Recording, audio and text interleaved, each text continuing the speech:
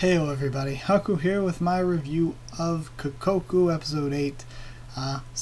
Let's go ahead and talk our way through this one. Just recorded the other two anime reviews and the Tower God reaction before this, so my voice might be getting a little bit hoarse, but I think it still sounds pretty fine.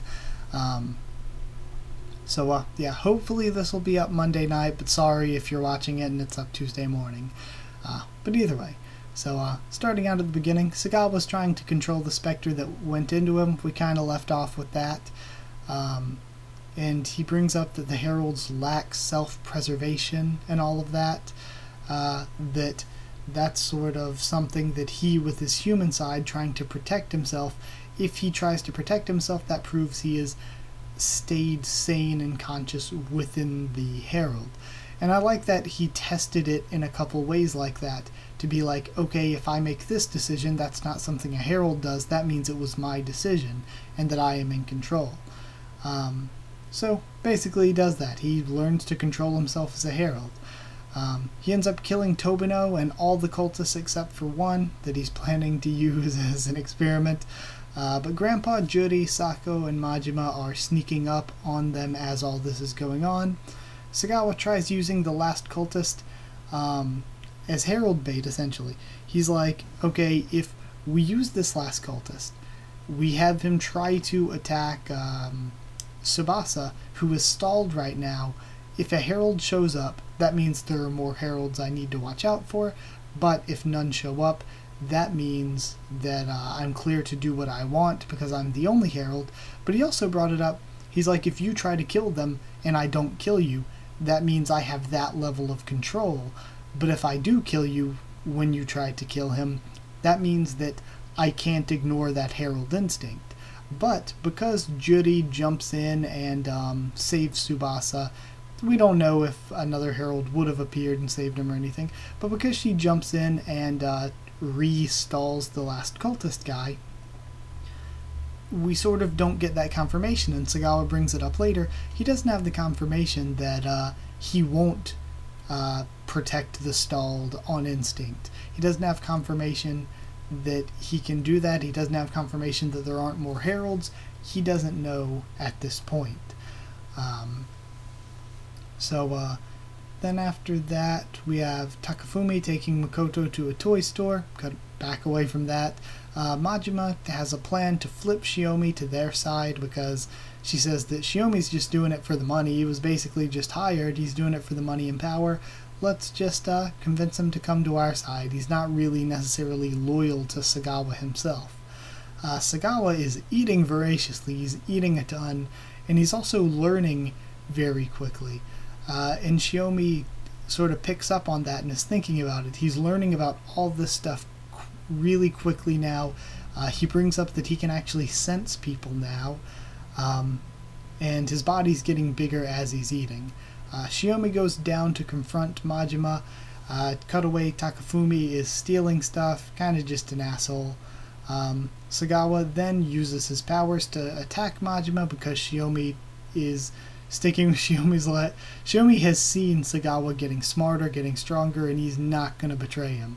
So, he ends up alerting Sagawa. Sagawa uses his powers to try to attack Majima. Majima's eyes turn white, so I'm assuming that means she has powers.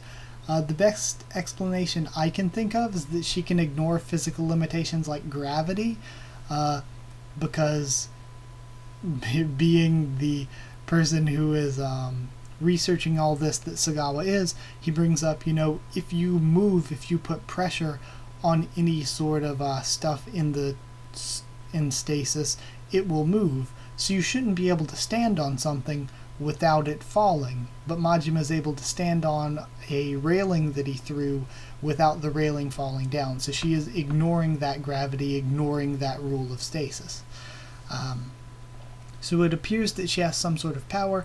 I don't know if that means that she is related to Juri's family, or if that means that it's just something that that happened because she became partially a herald and then was saved.